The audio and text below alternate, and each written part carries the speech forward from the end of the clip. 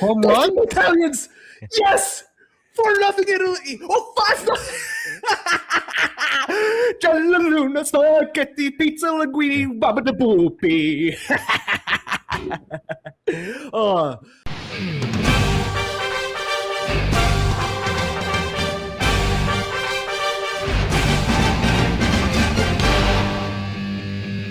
Good morning, or good afternoon, or good evening, where the hell you're listening to this. You're listening to Nerds Talking Sports, the Sports Pod with Dad Boss. This is your host, Jack Knight, alongside your other host, Tommy Joe, and the Zach Daniels. Gentlemen, how are you doing tonight?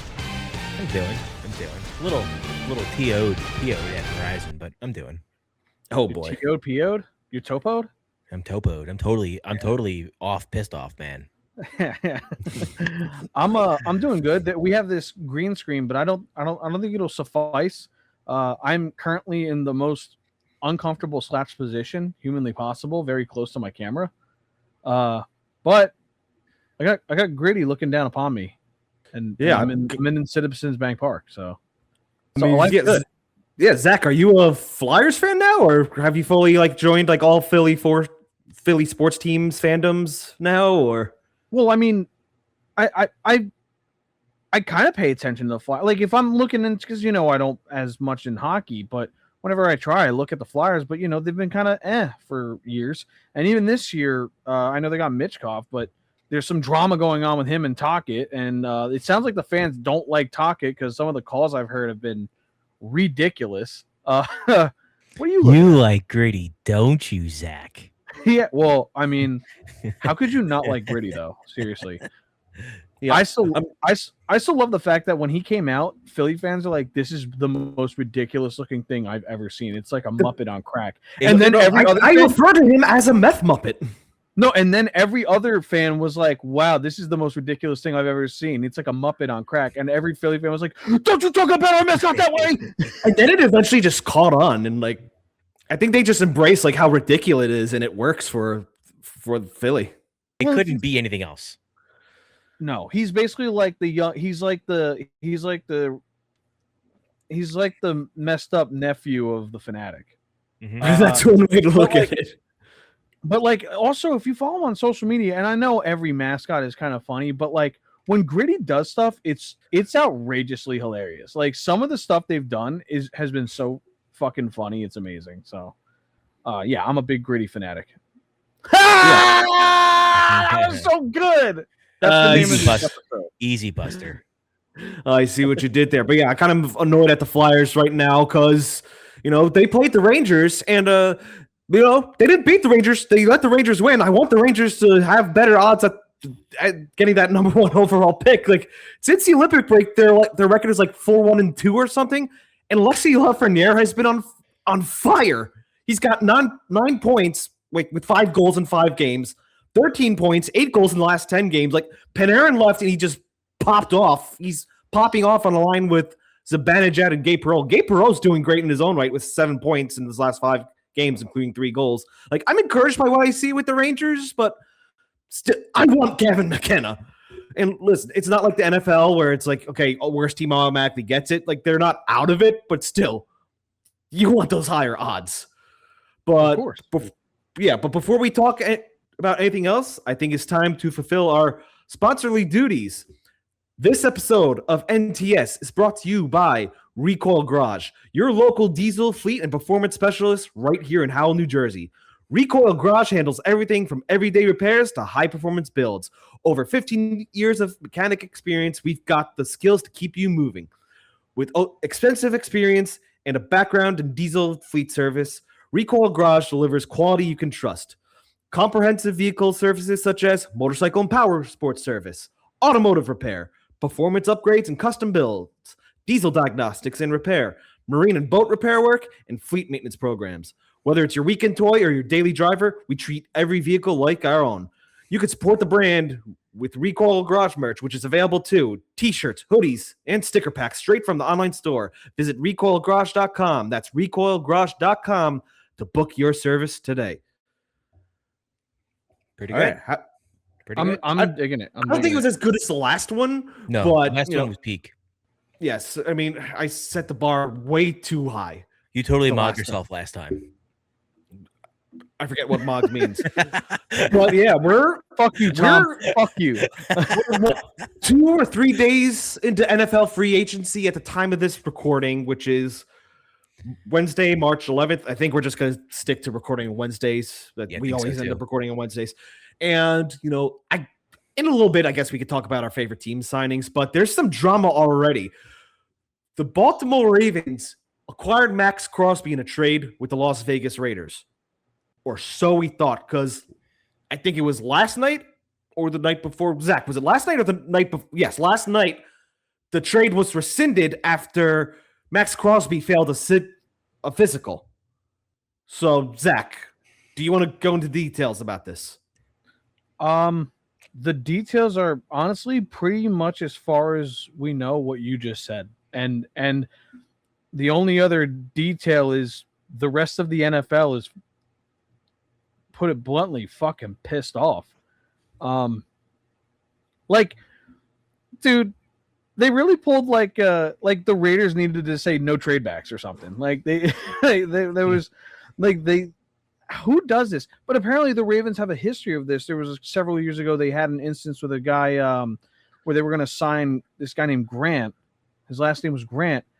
And then Michael Crabtree became available, and then they basically said like, we rescind the trade for Grant. And then they signed Michael Crabtree. So it's like, you guys are skeevy motherfuckers. That's really all it comes down to. They're really scummy. This is really scummy business practice, And a lot of teams are pissed off. It's just a mess now. It messed with the whole free agent market because the Raiders also were like, yo, we have a lot of free room to spend money. And I mean, maybe they have to take on Crosby's contract now again. And I think it was like $30 million or some shit like that. So he doesn't want to be in Las Vegas. I think he does. I think he got sick of management. I think he got sick of the way upper management was treating him and the way that they were being run. He loves the fans. He loves being there and all that. But it just, there's a point where you got to value yourself, obviously, over the way the business is being run. You got to find a way to get out there. They shut him down, and I think he had surgery, but he wanted to play through it. And I get it. I get it on both sides there. But yeah, what a freaking mess this is. Like, it's insane. Absolutely. And yeah, that's a big cap hit. You know what else is a big cap hit? How much dead cap hit do the Miami Dolphins have now? Oh my God, Tua? 99 million? Yeah. It's basically $100 million over the next 2 years, like spread out. Like, wow. I can't believe that. And he's not good. I was calling him a bust when he came out, and I was kind of wrong at first, but it ended up being worse than just a bust out of college. Like, he tricked everyone, got paid dumb money and he got paid more than he should have, even without being not a bust. I thought he was getting paid too much in general, and now he just stinks. And apparently has no accountability. The concussions issue is honestly, like, seriously a concern as a person for him. Oh yeah.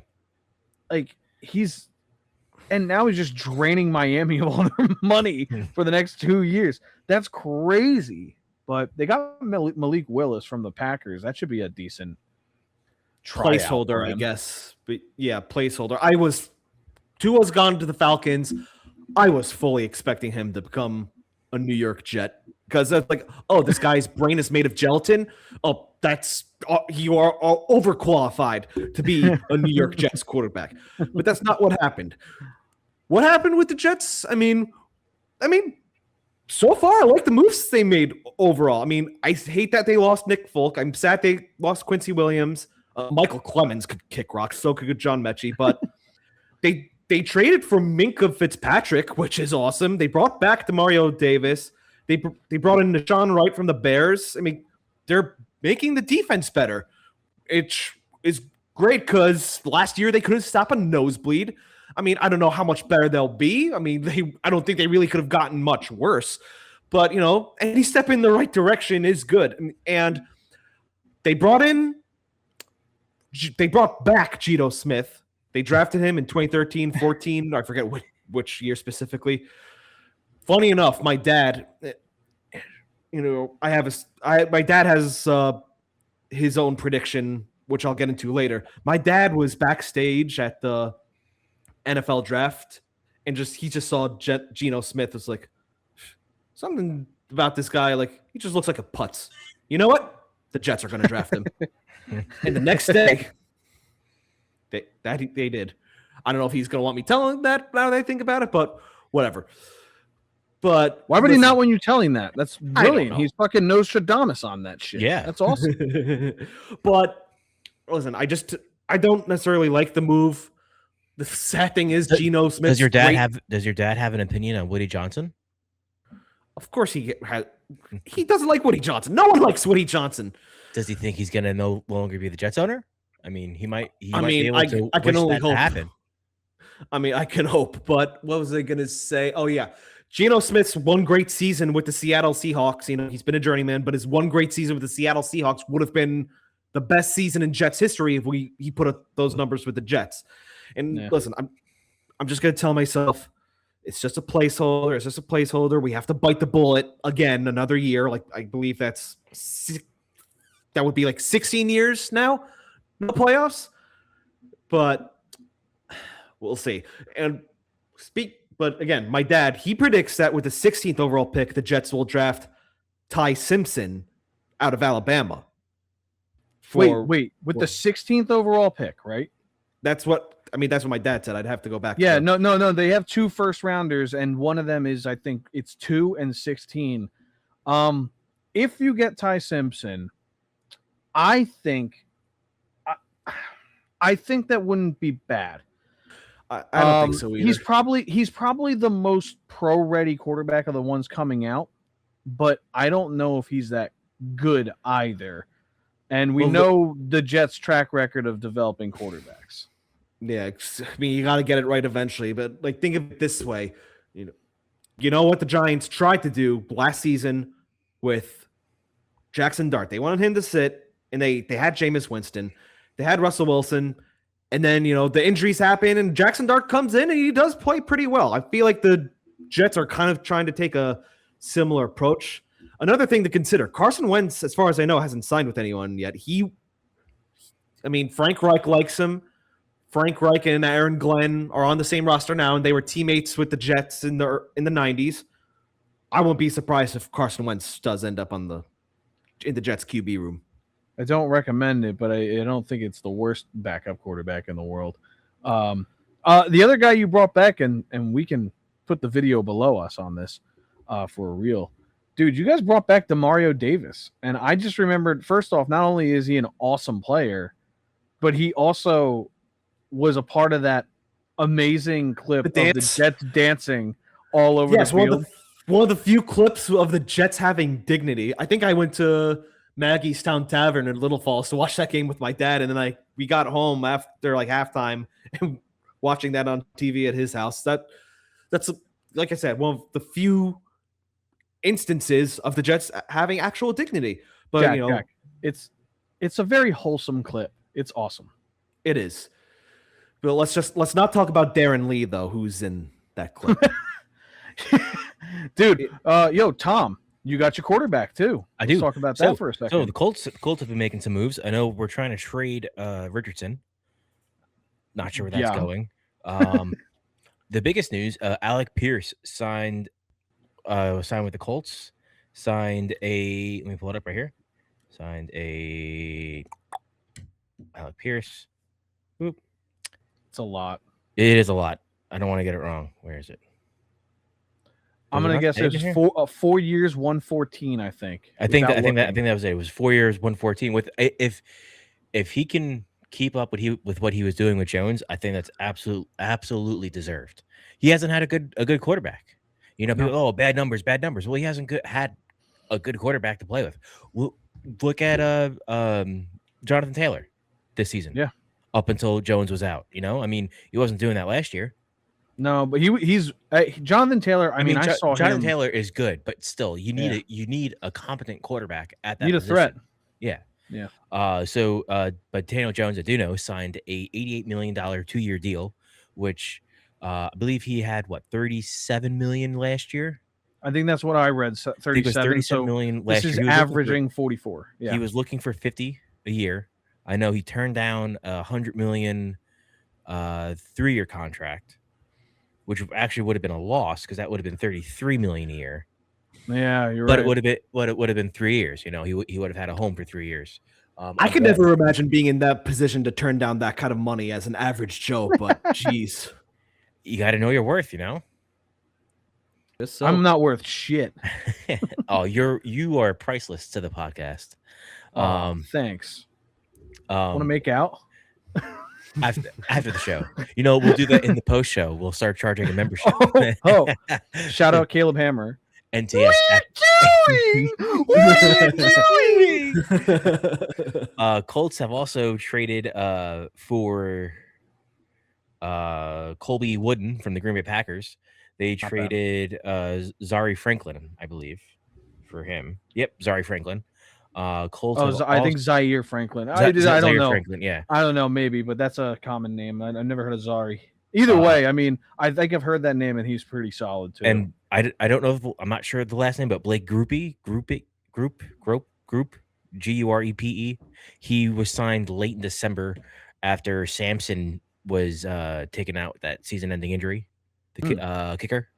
Oh, Blake Groupie. Okay, yes, I think he played for the Saints. I think Saints. Nice. They re-signed him, and I'm looking at the app. It's not updated because Daniel Jones still has the transition tag, which I don't think he would have anymore because he already signed. No. And I saw another one.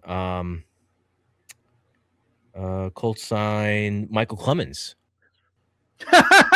Yes, I was like, thank you, Tom. Thank you. 3 years, 17.5 million deal. Oh my god! With an upside of 18 million.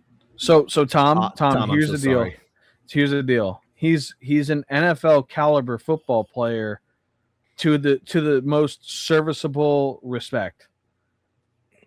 He's also a absolute bonehead. Penalty machine. He is an absolute bonehead and a penalty machine. But he has that funny clip of him jumping on Josh Allen in the pile, I think it is what it was. So I saw this clip from Steichen when it was, what's his face? Sauce Gardner, his first day at the Colts, first day to camp, he was late. And Steichen fined him. Oh my god. Kind of just said, hey, this is how we do it here. Yeah. So who knows? Maybe Steichen can turn him around.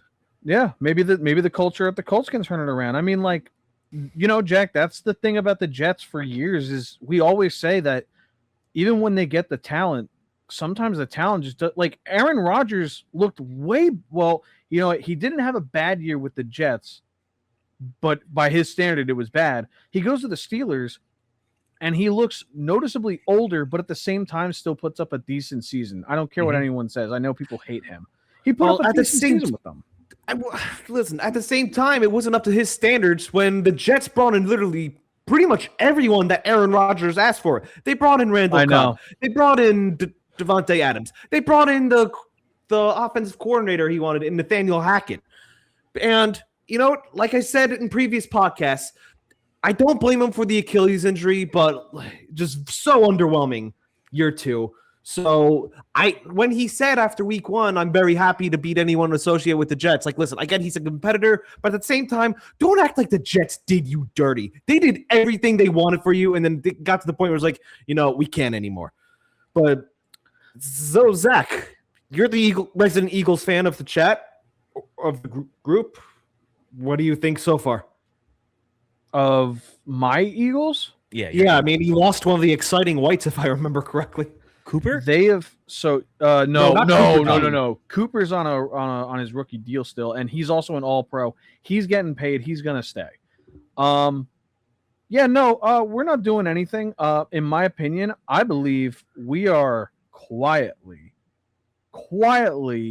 trying to get Maxx Crosby. I think with this physical situation, because that's what the Ravens said. he failed his physical for us. Like, dude, we clearly know he had surgery to end the season. That's why he didn't play.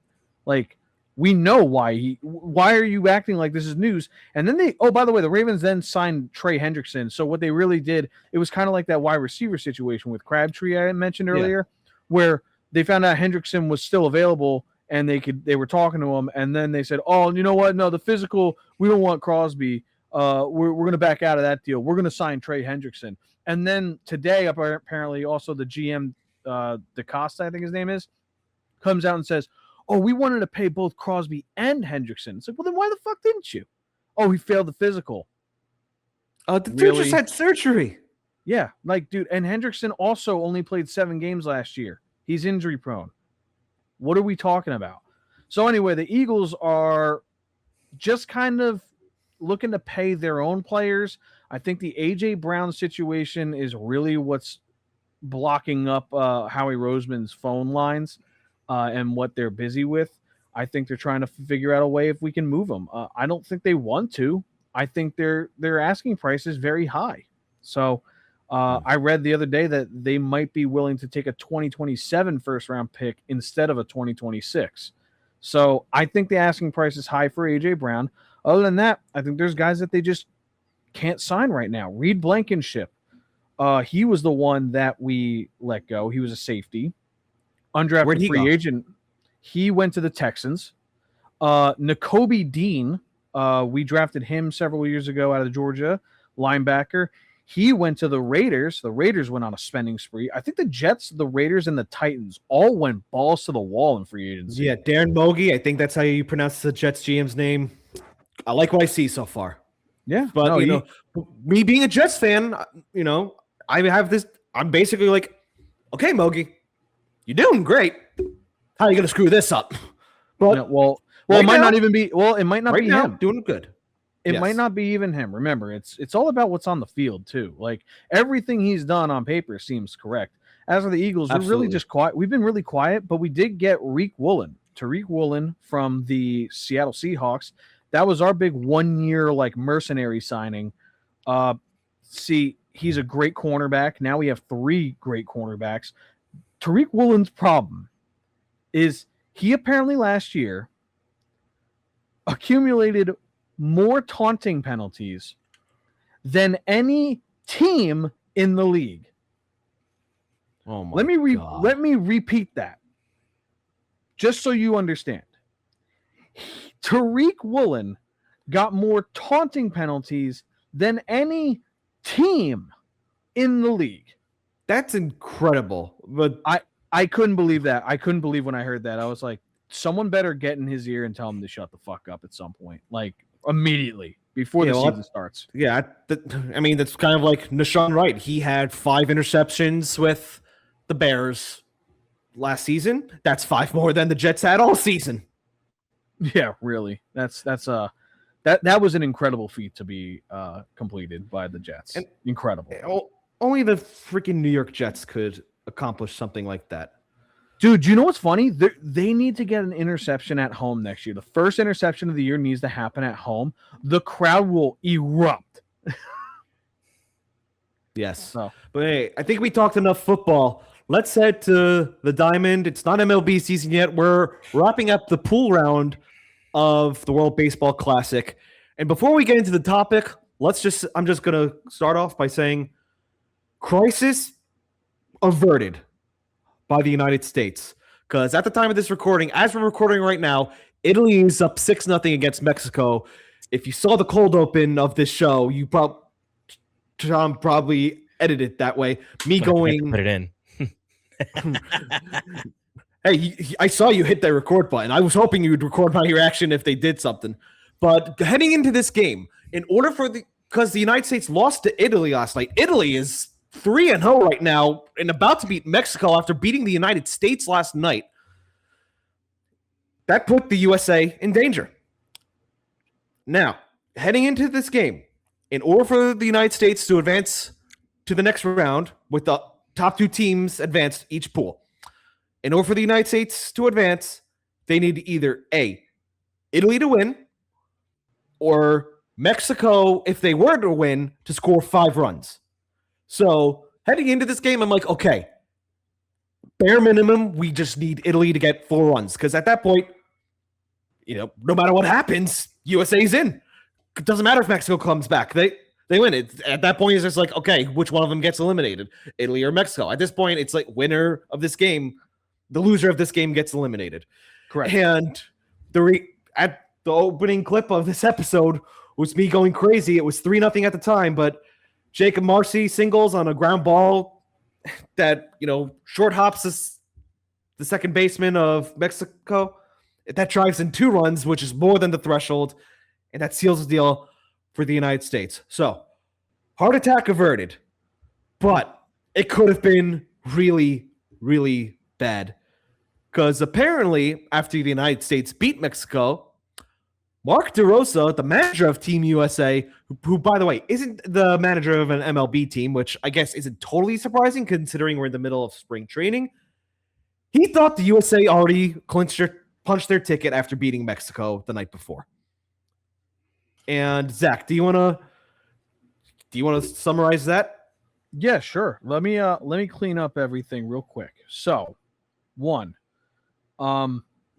there's no MLB managers, I believe, right now in this World Baseball Classic. If there are, they may have been passed, but generally MLB managers don't do the World Baseball Classic because spring training is occurring. So generally they can't really take time away from their team. They have prospects and other guys up. Like, I think the Phillies have a terrible record right now in spring training because 3 guys are on Team USA alone, in Brad Keller, Kyle Schwarber, and Bryce Harper. But also I think they have Christopher Sanchez was with Venezuela. And so he's with Puerto Rico. No, I forget who. Dominican Republic? I forget who. Either way. Aaron Nola started for Italy tonight, if I'm not mistaken. He got 5 strikeouts. Yeah, he had a awesome freaking 5 innings. 4 hits I saw, 5 strikeouts. I didn't see a walk. 5 innings. Dude, that's all you need because I think they have pitch limits in the World Baseball Classic. Okay. And they also have Christopher Sanchez and Ranger Suarez, I believe, is on Venezuela. That was the other name. And Mundo Sosa is on Panama. So that's the thing about spring training right now is they're working with those guys, the MLB managers. And like, this is why spring training doesn't matter and records don't matter. I saw like they're 5-12 or something. It's because they have most of their team missing. I think Tariq Skubal, did I pronounce his name correctly? Skubal? Yes, Tarek Skubal, yeah. Tarek Skubal, I think he left Team USA to rejoin the Tigers. So yeah, pussy move in my opinion. But dude, so here's the deal. Because I've been watching these games. I do have Italy and Mexico on right now next to you guys. So I have it on my TV. Team USA has been so underwhelming. So underwhelming. Harper has not done much of anything. He did better in the exhibition games. Kyle Schwarber has 1 home run that was a tank shot, but it got them. That was when they were down 1-0 to Great Britain. That was like their live wire. Aaron Judge has hits here and there. He has a couple home runs too, but the man everyone's going to talk about that. Everyone's going to talk about that strikeout the night game against Italy. Jack, hold on a second, Jack. Don't. I'm sorry. Aaron Judge is the best player I've ever seen in my entire life. I don't understand it. The guy puts up stats that rival Barry Bonds and like Sammy Sosa in the steroid era without doing steroids because he's a 6'8" horse. And then he's the least clutch player I've ever seen in my entire life. He has terrible numbers in the playoffs. He has that awful drop in center field that basically helped lead to that Dodgers inning. And then last night he strikes out on, I think, 3 pitches. 7-0 Italy. Game. I couldn't believe it. And Bryce Harper, by the way, wasn't clutch either because I think he had a chance to tie it up. He had 2 men on, or he had a man. He did. I was thinking. I'm thinking, Bryce, you're going to get a freaking meatball right now. He just got a little bit underneath it, and it was a pop up to center field. Oh, so because it's an Italian pitcher, it's a meatball. Wow, how xenophobic of you! Oh, my father-in-law is definitely like in his house right now, and he's thinking. He sensed that he's thinking Zach Daniels, you're lucky I got a metagut in the oven. Otherwise, I'd bash your face in the bolognese. That's 2 different types of food. That's how angry I am. And Seth MacFarlane's going to sue me. So What's a manicotti? I don't know. It's probably if I had to guess, it's probably something with some kind of protein, some kind of tomato I think it's like a pasta and a dish dairy.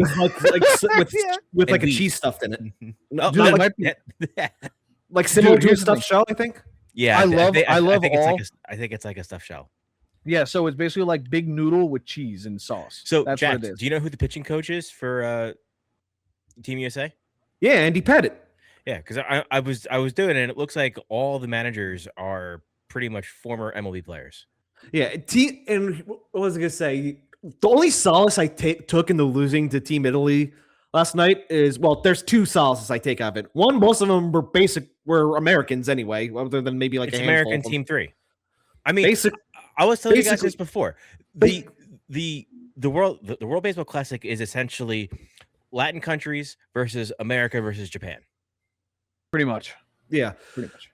But yeah, that's one solace I take out of it. The other solace, Francisco Cervelli and Jorge Posada are on the coaching staff for Italy. Hell yeah. Dude, you know what's funny about, like, I was looking at Italy the other day. It's basically like, it's New like, Jersey. it's just New Jersey. It's just New Jersey. It's a bunch of guys from New Jersey and New York Yeah. that are really good at baseball. That's what it is. It's a bunch And yeah, a bunch of paisans. they got Bagoo. Hey. We're probably Yeah. like 3% of like white guys from New Jersey that have no ounce of Italian in them. Well, Kyle Teal was one of the guys that mashed. Dude, they're mashing home runs. Are they mashing home runs right now? I don't see. Am I not live? What the?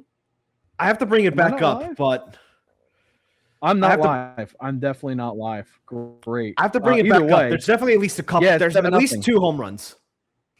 I gotta see like who hit home I don't- runs. I don't- There's at I least wouldn't- 2. Okay, so yeah, no, Kyle Oh. Teal is from New Jersey though. So, and Dante Nori, I believe center fielder for Italy, is a prospect for the Phillies. So that's pretty Right. cool. Right, yeah. First inning, Pasquantino hit a home run. Birdie hit a Venezuela's home making a run. comeback. Home run the next inning. Let's see, and then Pasquantino hit another home run in the top of the 6th to make it 6-0. Is he on any teams? Any He's team? on the Royals. he Yeah, he he's, is He's a huge. Yeah, I think they call him the Pass Watch or something. the best squad. Yeah. Wait a minute. That's awesome. Wait a minute. That's one of the best nicknames Zach, I've ever heard. Wait. Austin Wells is on DR? Yeah, no one understands. No one gets it. Everyone's confused. Dude, no. You can just pick a team? No, go to one of the Asian teams, dude. One of the I think it's Chinese Taipei. I forget which one it is. It's a bunch of, culturally appropriate names, and then there's Stuart Fairchild. It's like the most jarring name to pop up in the middle of it. I forget who it is though.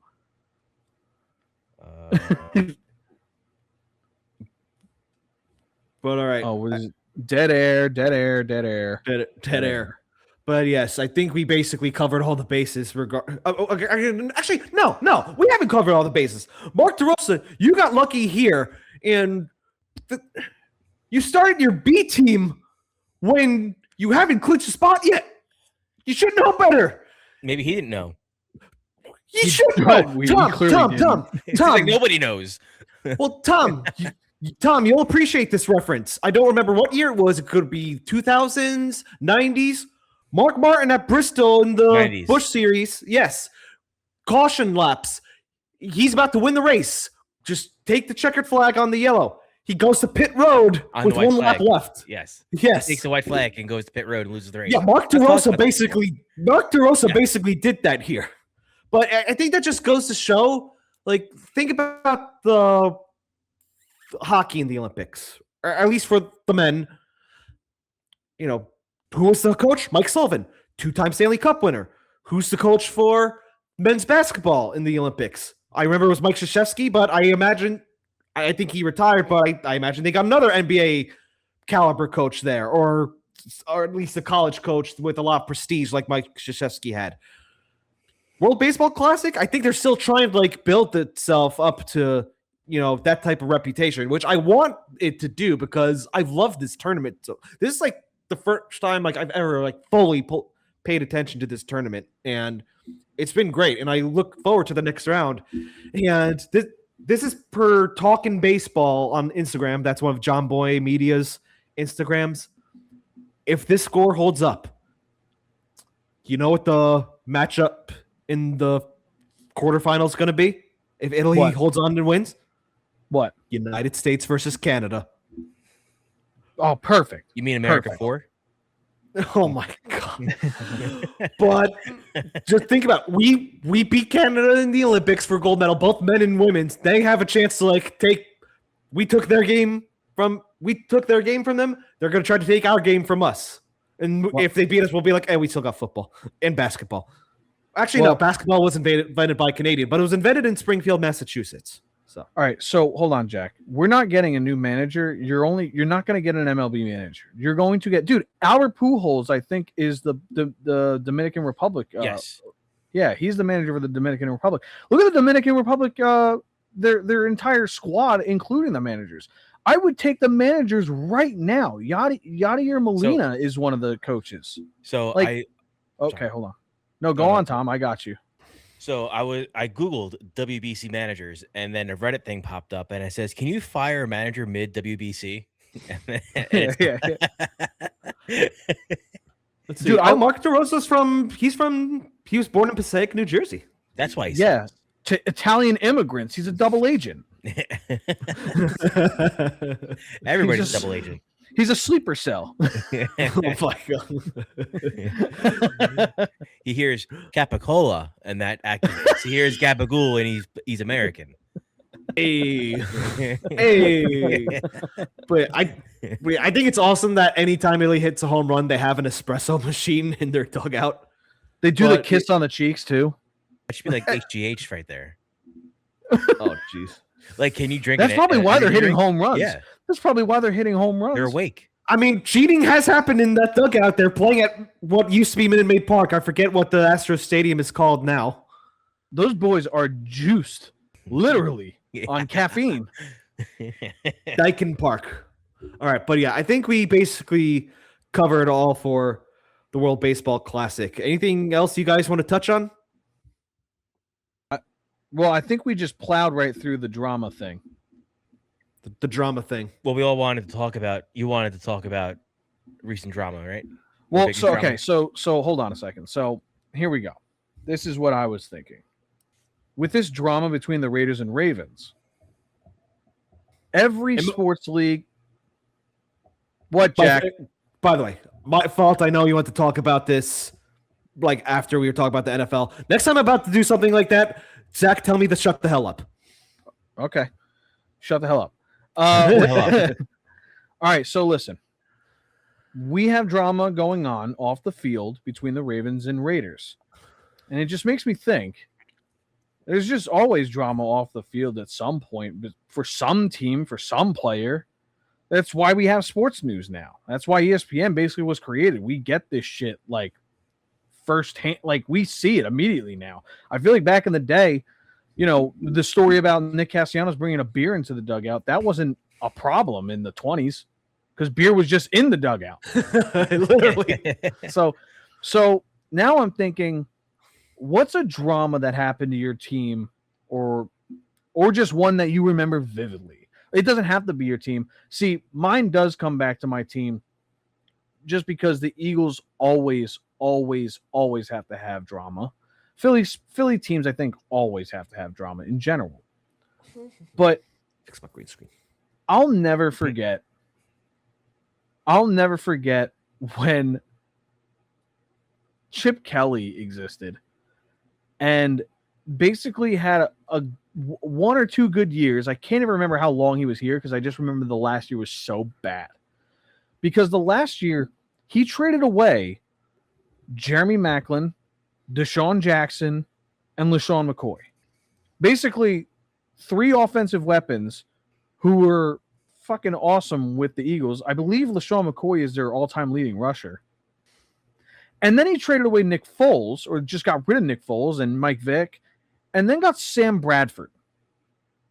Sam Bradford, if you think Kirk Cousins is stealing money from NFL teams for being average at best, Sam Bradford was being average at best while getting injured and somehow getting paid by he got paid by the Rams, the Eagles, and the Vikings. He got tons of money from them. And somehow beat the Jets in week 3 that season. I don't, whatever. It's just the fact of he basically dismantled a team that went to the playoffs, and then in 2015 they were terrible because nothing made sense. They didn't mesh, and apparently his coaching style just wore on the veterans because they're like, dude, we're not college kids, bro. Like, you're running us into the ground like donkeys, bro. You gotta stop. I think Malcolm Jenkins and there was, you know, there was reports that there was some sort of like racial tension because the way he would talk to some of these black athletes was apparently not friendly, and there was reports that Deshaun Jackson was involved in gang activity, and he just I don't think he even gave LaShawn McCoy a call when he traded him. Just a disaster. So I was wondering, what dramas do you guys vividly remember, either in your sports team or just ones in a sport that you just watched and was like, holy shit, this is a disaster? Tom, you go first because Jack. I want to go last because my story is going to bring it into something current I want to talk about. Nice. Okay. There's a couple examples that don't involve one of my favorite teams that I'm gonna say immediately, like, because, you know, first example I think of off of that came to my mind for whatever reason, you know, rescinding a trade or maybe a trade being blocked in this case. I think of Chris Paul. I forget what year it is, like early 2010s. Yeah. He was getting traded to the Lakers, but the NBA blocked it because they thought it would make them too stacked, and then he ends up going to the Clippers. The MLB also blocked a trade between the Texas Rangers and the Boston Red Sox to send Alex Rodriguez there. And to this day, I kind of wish that happened because the way A-Rod turned out for them, or for the Yankees, maybe he was meant to be there. Like, he has the 09 World Series, but still, a lot of Yankee fans view his tenure there as a disappointment. But, you know, there's on-the-field instances too, or dugout instances. Like, recent memory, there was Chris Davis against the manager of the Orioles at the time. They had like a scuffle in the tunnel. Or if you go back to the 1977 season, Billy Martin and Reggie Jackson had a fight in Boston after Jackson didn't hustle for a ball. Billy Martin pulled him in the middle of the inning, and they just argued and were ready to throw punches for everyone to see. And Mexico just got a run here. But I think we're going to be play-by-play, Jack. But yeah, I think recent memory, the closest thing I could think of is probably, you know, I think there's two instances I could think of. One of them was the Tom Wilson incident and how James Dolan released a statement saying like how disappointed he was in the league that Tom Wilson didn't get suspended for that, how he nearly injured Panarin. That whole incident, I think I said it before, like back in our previous run as Funts. I wasn't so much mad at, you know, him fighting Panarin because at that point it was like, boys, have at it. I was more mad that he punched Pavel Buchnevich's head while he was on the ice, which prompted Panarin to jump on his back. But John Davidson, the team president of the Rangers at the time, and Jeff Gordon, the Rangers GM at the time, were like, don't do this, don't release this letter, or they didn't sign on with the letter. And James Dolan fired them after that and gave the position to Chris Drury, the GM position to Chris Drury. God. So there's that. And there's also apparently an incident. The Rangers and a former team employee signed an NDL after apparently Artemi Panarin allegedly committed a sexual assault against a team employee on a trip to Western Canada. Oh, shit. And here's the thing. Like, there was a detailed description. I'm not going to go into it, but here's the thing. The employee didn't bring it up to the team or management until she was about to get disciplined for, I don't know, it was just like a warning or a firing that she was being faced with, but she didn't bring it up until she got fired for giving a player a Percocet on a plane. Oh, So what the fuck? Yeah, I don't know. I don't know if I would trust this bitch. I'm sorry. listen, I'm not saying it did happen, but you see that and you're just like, it's an NDL. That's a messy thing. Yeah, that's messy. That's a messy thing. There's really no way you could touch that. And nice catch right there. Bottom of the seventh. Don't play by play, Jack. Get back to the story. The game, after that was released by Katie Strang, Artemi Panarin did play the final game of the season. And he was asked about it after the Rangers beat the Lightning 4-0, what turned out to be Chris Kreider's final game. Artemi Panarin just said, only hockey. He said, only hockey. Don't talk about it. So It sounds like, at the very least, there could have been something there. So there's that. So you had a cavalcade of incidents. What Tom? What did you have that you wanted to tie back to something current? All right, so I was thinking of like drama. The first thing that popped in my head, drama, sports I follow, would be the 2311 Front Row Motorsports versus NASCAR lawsuit. Perfect. But I'm like, that doesn't really follow the jive of what you two were talking about contracts. Or just oddity stuff, I do have one. It is still a lawsuit, but the lawsuit's not first and foremost. Sometime in 2022, Chip Ganassi Racing tweets that they were ecstatic to have Alex Palou. You may have heard of him, current 3-time consecutive IndyCar champion, current Indy 500 champion. That he would. This is back in 22. That he would be returning to Chip Ganassi Racing. They made a tweet about it, and they released a statement in that tweet from Alex Palou. Only a couple of minutes later, Alex Palou is like, "I didn't say any of that. I didn't say I was coming back." And then McLaren comes out with a tweet welcoming Alex Palou to IndyCar in 2024. Not IndyCar, into McLaren in 2024. That he ride out 2023 and going in 2024. And that became a whole big thing. Alex Palou wanted to go to McLaren because he was sold on the idea that he could get into Formula One.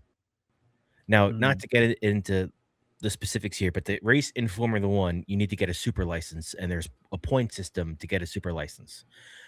It's very geared heavy to doing the lower formula racing ranks, like Formula 2, Formula 3. And like winning races and winning championships and getting your way up. IndyCar and NASCAR is weighed a lot less than F2 and F3. And I think they just settled at the beginning of the year. Alex Palou decided not to go to McLaren and ended up staying with Chip Ganassi Racing. I think it worked out for him. Oh man! That's such a mess, dude. Yeah. Because apparently, Chip Ganassi decided to use their option for 2023. I'm like, well, you can't go because we're initiating the option. You're stuck here, unless you get bought out. And it became this whole messy thing. But that was like drama. I wish IndyCar got more sports recognition. They just had 2 doubleheaders back to back. They had the Truck Series and IndyCar in St. Pete, and then they had IndyCar and the Cup in O'Reilly's in Phoenix, which I thought was a pretty good race weekend. But the thing that I want to talk about that's more of a current thing is this lawsuit between Chris Gabehart and Joe Gibbs Racing. Okay, so wait, hold on. Before you get into it, I don't know anything about this. You brought it up in the chat, and I was like, huh? And I looked it up, and I'm like, I need Tom's insight on what's going on here. So Chris Gabehart was for a long time Denny Hamlin's crew chief. He ended up taking a director of competition role within Joe Gibbs Racing, which you're kind of like the super crew chief. Like you're the crew chief for the crew chiefs, kind of. You know what I mean? Mm-hmm. Like you're supposed to be making all the calls for competition. And it came out that he did it for a year, and then within that year, Joe Gibbs decided to put him on the box for Ty Gibbs. And apparently Joe Gibbs wanted him on the box a lot earlier, and he dragged his feet, didn't want to do it, and he finally did it. And it seems like there's a lot of animosity between Chris Gabehart and Ty Gibbs. Ty Gibbs doesn't go to the teardown meetings on Monday mornings or Tuesday mornings, whenever they are. He doesn't go to the post-race meetings. He's not involved in the team a lot, according to Chris Gabehart, and he's not held to the same accountability as all the other teams at Joe Gibbs Racing, the three other teams. And I think this is his 4th season in Cup without a win. And Joe Gibbs have fired drivers for less. Now, for those who don't know, Ty Gibbs is the grandson to Joe Gibbs. And that's great. This is great. After everything that had happened last season, Chris Gabehart decided he no longer wanted to work for Joe Gibbs because they weren't letting him be the role he was given. Joe Gibbs and Heather Gibbs. Heather Gibbs is Joe Gibbs' daughter-in-law. I believe she's Ty's mom. If not, she's Ty's aunt, like aunt through uncle's marriage. Because unfortunately, both of Ty Gibbs' sons have passed. Joe Gibbs' sons have passed away.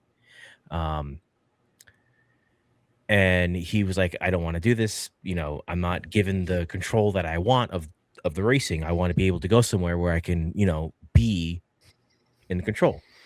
So he left, and apparently Joe Gibbs Racing found out that he took all the information he had on Joe Gibbs Racing. I mean, everything from car setups, sim data,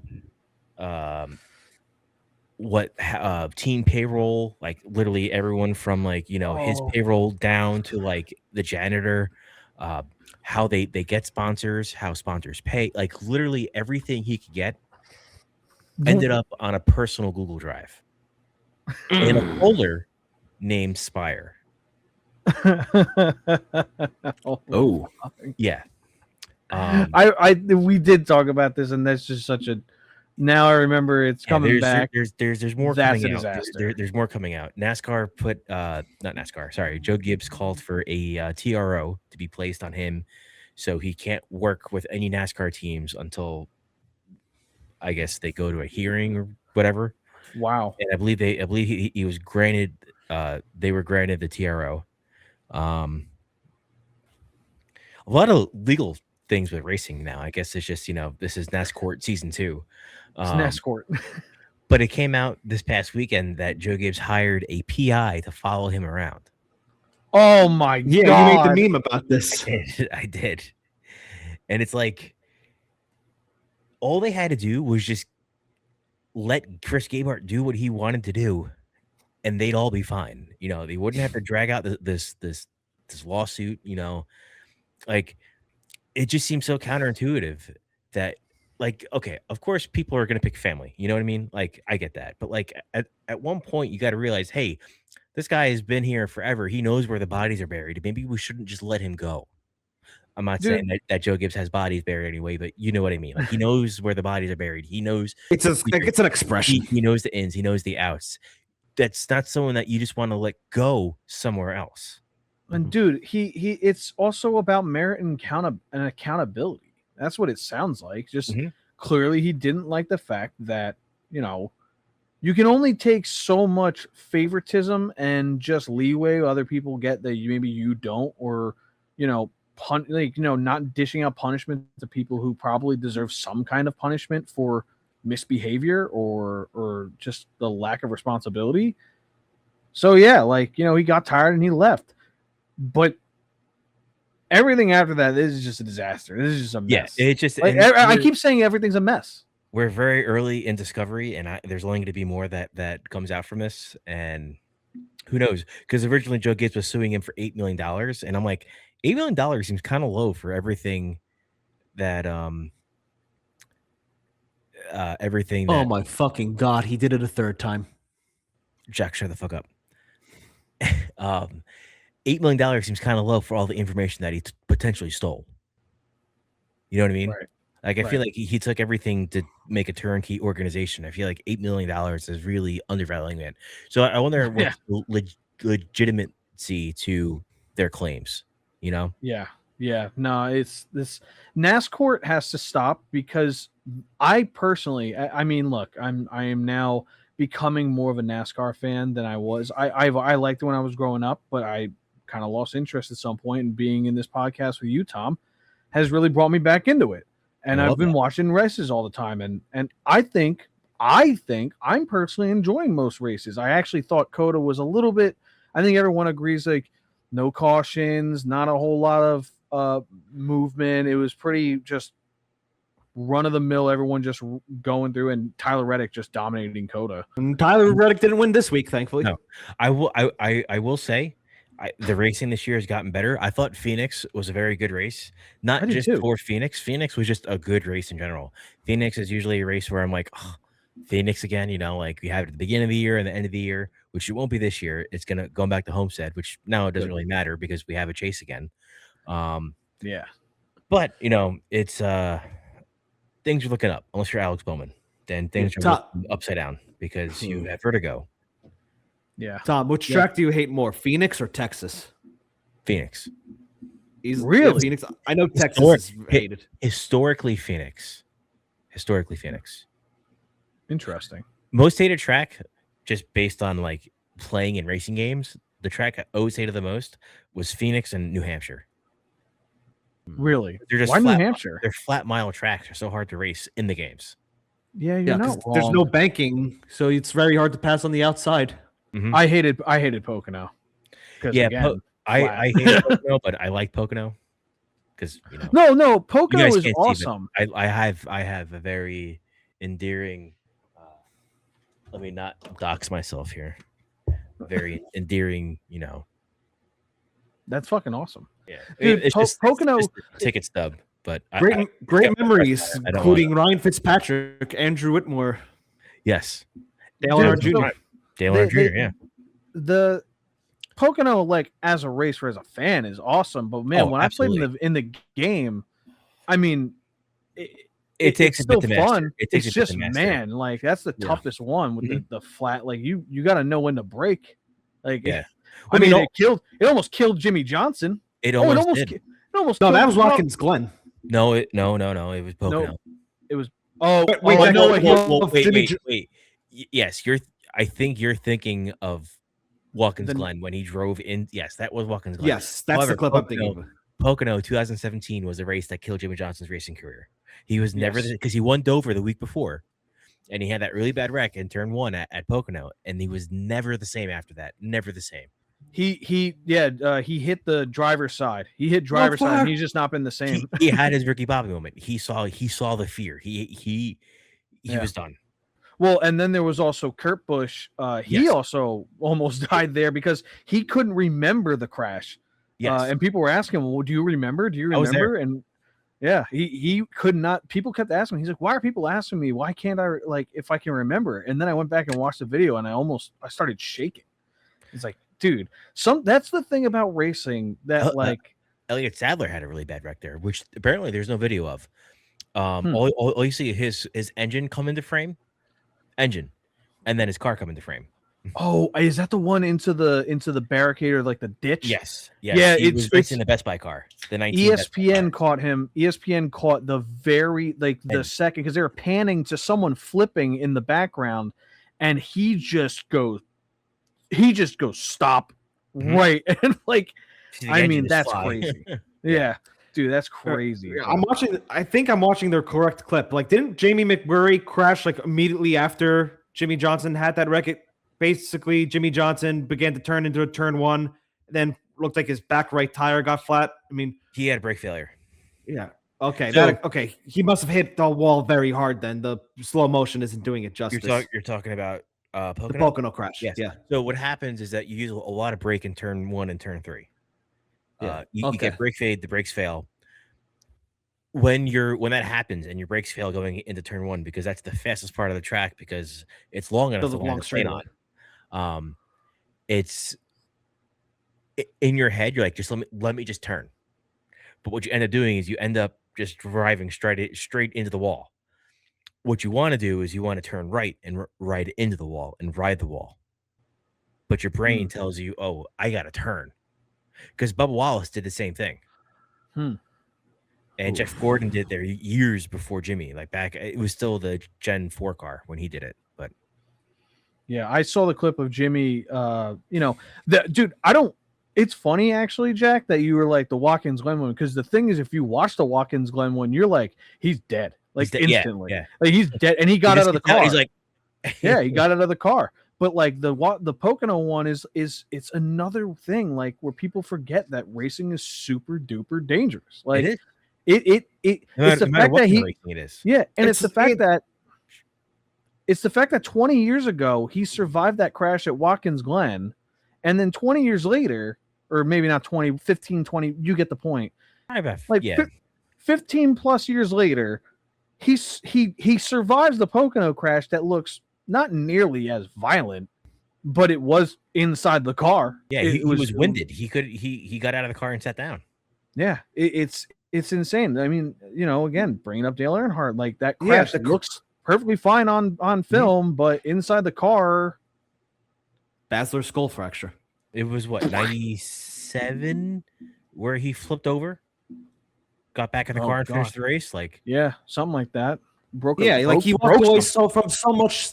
Dale Sr. walked away from so many gruesome wrecks where the car flipped, multiple occasions, and then that's the one that kills him. Which could also say each wreck weakened him.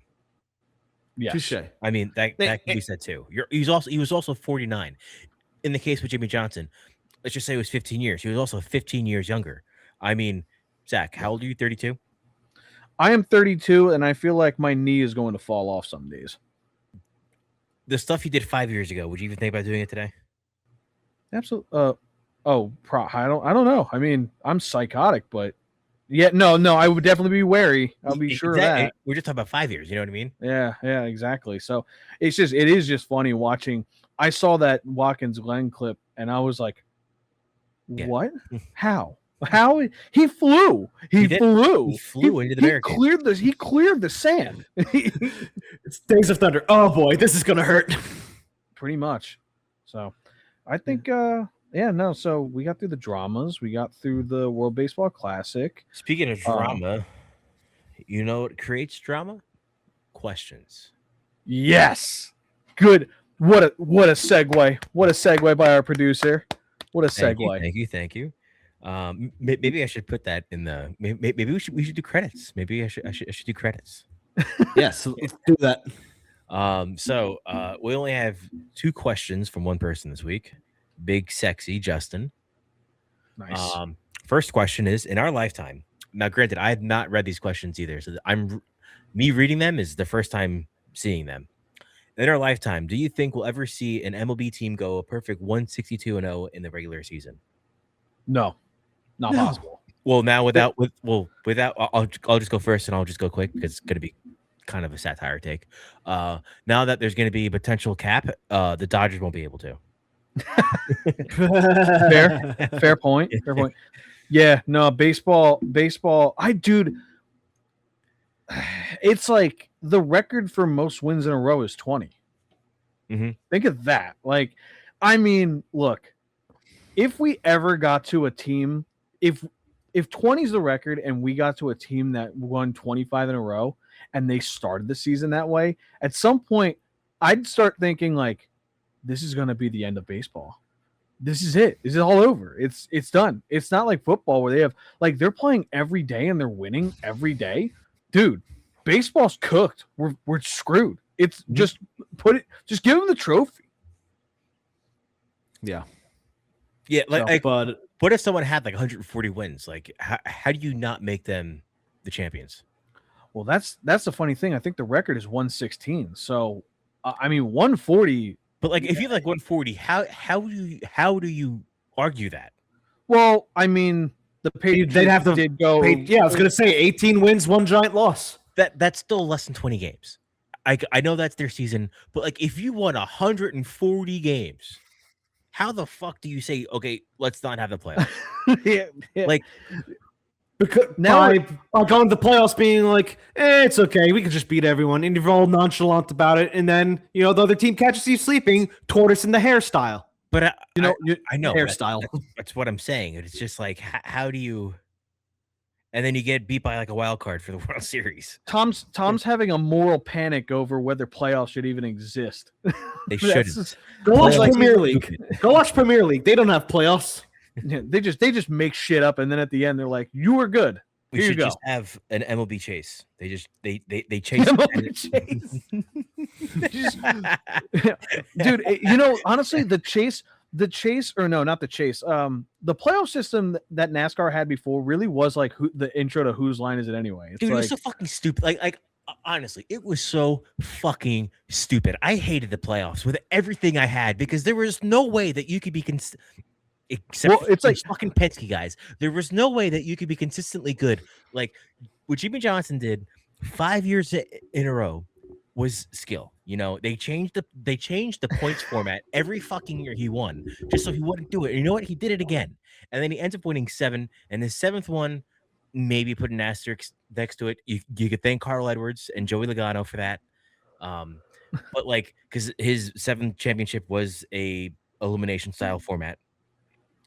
But it's just like the playoffs are so stupid. I can't believe we let it happen for so long. dude, It was such a stupid gimmick. Oh, you're gonna race all year and all this, but the whole championship comes down to who crosses the finish line first, the last race of the year, and it's gonna be at a shitty track, Phoenix. Yeah, and ultimately, you can't do like a playoff style like that, like traditional sports where it's just 2 teams facing each other, where it's you have 1 versus 39 other guys. Exactly. You're gonna have one winner and 35 other losers. You're not gonna have that in any other sport that has playoffs. The playoff system was basically, welcome to NASCAR. The points are made up and the wins don't matter. Exactly. Exactly. We're going to try to appeal to a new audience that's not going to care about this. And F1's falling into that. Are they really? Yes. Fun. F1 is having their COT era right now. The car sucks.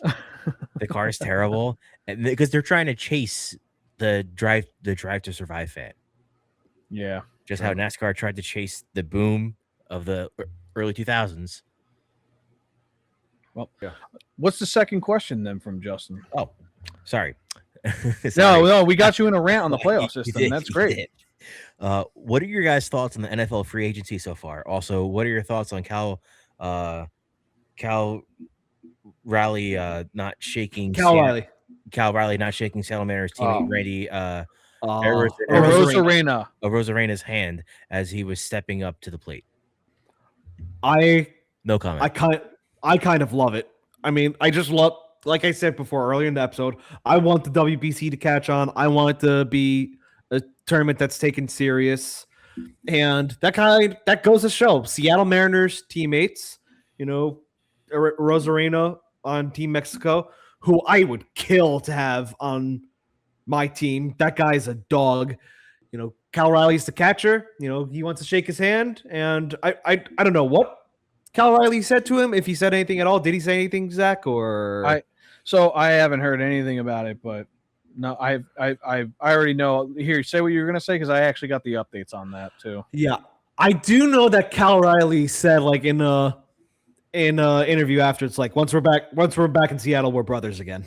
So yeah, no, that's pretty much what it was. It's like I just think he just shook him off really, and Randy got offended by it. And you know what? I'm okay.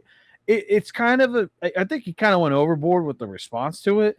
He said some really incendiary shit about Cal, like to the point that like what my friends were thinking. I forget, but I'm not gonna repeat it. It was like he's a fucking asshole. It was like that kind of like fire, and dude, a little overboard. That's your teammate. Keep it in house. So the thing is, it's like, I love it. And also, by the way, he's the catcher. He's reaching out his hand and stuff. Baseball players use pine tar. Pine tar is very sticky. The catcher does not want to have the ball stick into his glove, especially if he wants to throw it to second base, throw it anywhere, throw it back to the pitcher. Like, so, I mean, it's just something I'm thinking of. So, I think, I'm just loving this World Baseball Classic, honestly. Actually, speaking of the devil, on my screen, Randy Rosarena is batting. So he walked. So thanks, Jack. Yeah, the Pasquale shit. You could tell earlier the Pasquale should have third home run today. Okay, but Jack, you know what? I fell into your trap because of you. We're not doing play-by-play. We need to stop that. Because it's gonna be old news when people listen to this, Jack. No one cares. Yeah, the game was over 2 days ago. Yeah, it's old news. Why don't you predict? Why don't you predict what's going to be happening when they're listening to it live? Yeah. You know what, Jack? Give me a prediction of the weather. Yeah, It's tomorrow. It's going to be a mixture of rain and snow in central New Jersey. It better not. It Better better not. Oh God, I hope not. I'm so tired of it. I'm Jack, going to California next Monday. But what are you going to say, Tom? Oh, so I guess that means next week will be a special episode, a special Jack Joe episode, The or Jack Joe? or Tommy Knife episode. I'll figure out how to get Yeah, involved. we'll try everything to get Zach in. If not, because you can use your phone for this. It won't be the best quality, but it is what it is. I'm just making stupid faces right now for no reason. We I all don't do. know. Dude. My Do brain you was look at doing me that. when we record? Yeah, no. was Well, like- you were looking at your phone a lot tonight, buddy. Yes, I was looking at that. up information for the show. Jack wasn't looking at me at all. He was I'm just like- looking at the I'm TV and just I'm giving like us play the by play. Jamie of the fucking podcast here. Oh yeah, Jamie. You know, well then we should get you off the fucking screen. That's what we should do. All right, I'm off. I'm I'm on the screen. Do you know what Jamie looks like? I couldn't. I have no idea. Do you know what Jamie even looks like? I really don't. No, He's like, me Jamie, pull neither. that up. Like I have Jamie, no pull idea a what picture of yourself. is he 5'2"? Like what's He going could on? be. I mean, so is Joe Rogan, right? All Anyway, right. I guess we've gone on long enough. Yeah. So remember, every week we will post a story with a story that you can respond to and have your questions heard on the podcast. Alternatively, on that same story, we'll have a link posted to our website where you can click the link, go to our website. On the bottom right corner of the page, there will be a microphone icon. Click on the icon, and you can leave a voicemail, and you'll have your voice heard on the podcast. All Jack. right. Take it away. I will. Thank you very much to the Paisanos for advancing us to the next round of the World Baseball Classic. Thank you to Recoil Garage for sponsoring this episode. Be sure to follow us on Facebook at Nerds Talking Sports and on Twitter and Instagram at N_T_S_podcast. Be sure to subscribe to us on YouTube and wherever you get your podcasts. This is Jack Knife alongside the Zach Daniels and Tommy Joe. Have a wonderful night. I love you, Gritty.